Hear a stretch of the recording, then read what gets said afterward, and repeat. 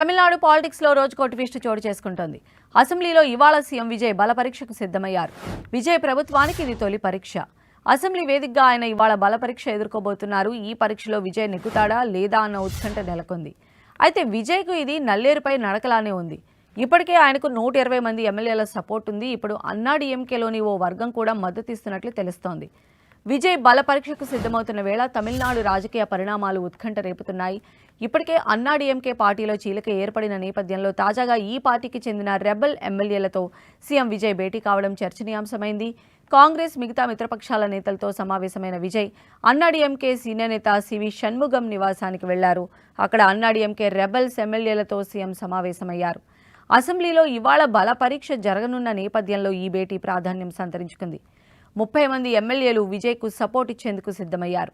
Tamil Nadu assembly ఎన్నికల్లో అన్నాడీఎంకే 47 స్థానాల్లో విజయం సాధించింది.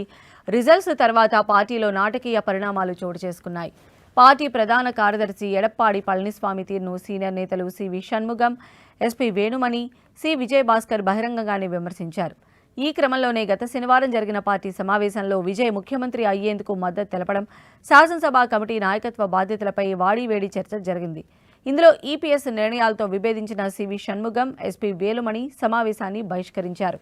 ఈ నేపథ్యంలోనే పార్టీలో చీలిక ఏర్పడింది. తాము అన్నాడీఎంకే నుంచి బయటకు వచ్చి విజయ్కు మద్దతిస్తామని షణ్ముగం నేతృత్వంలోని రెబల్ ఎమ్మెల్యేలు ప్రకటించారు. దీంతో షణ్ముగం వర్గం అన్నాడీఎంకే ఎమ్మెల్యేలను తాజాగా విజయ్ కలిశారు.